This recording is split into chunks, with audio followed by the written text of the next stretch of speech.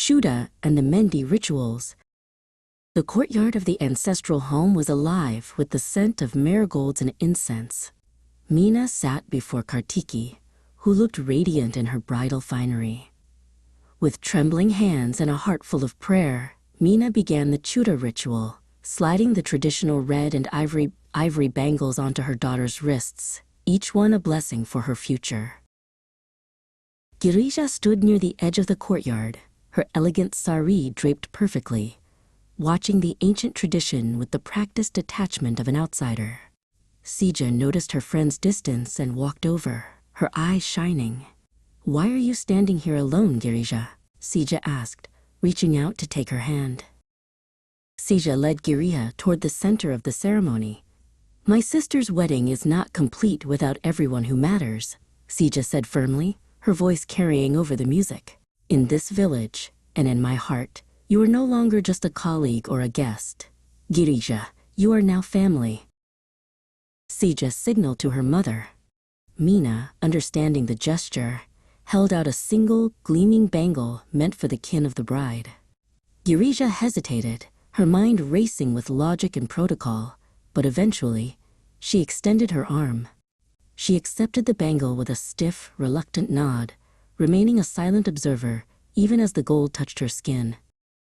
As the afternoon sun began to dip, the Mendi ritual commenced, the air filled with the earthy aroma of fresh henna.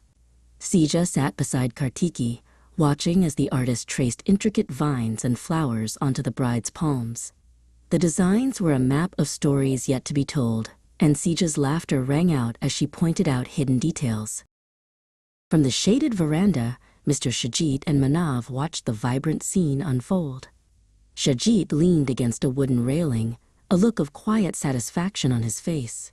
Beside him, Manav was silent, his gaze fixed intently on the celebration, though he seemed to be searching for one person in particular among the crowd. The rhythm of the tolak grew faster, and Sija could no longer stay still. She pulled a young villager named Amara into the circle, and they began to dance. Their feet moved in perfect sync with the beat, Sija's joy radiating through every movement as she celebrated her sister's journey and her own homecoming. Late that night, after the music had faded into a soft hum, the village grew still under a blanket of stars. Manav walked through the quiet courtyard, his mind heavy with unspoken thoughts. He found Girija waiting for him in the shadows of the ancient banyan tree, her expression unreadable in the moonlight. "You think too much with your head, Manav," Girija said, her voice a sharp contrast to the midnight silence. She took a step toward him, her silhouette dark against the silver light. "You analyze your career, your status, and your logic.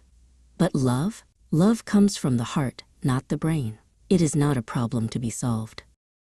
Manav looked up, startled by her directness. Girija moved closer, her eyes searching his. "You don't need to say a word," she whispered. "I have seen it tonight. I have seen the way you look at Sija. Your eyes tell the story. Your brain is trying to hide." Manav stood frozen, the truth finally laid bare in the quiet of the village night.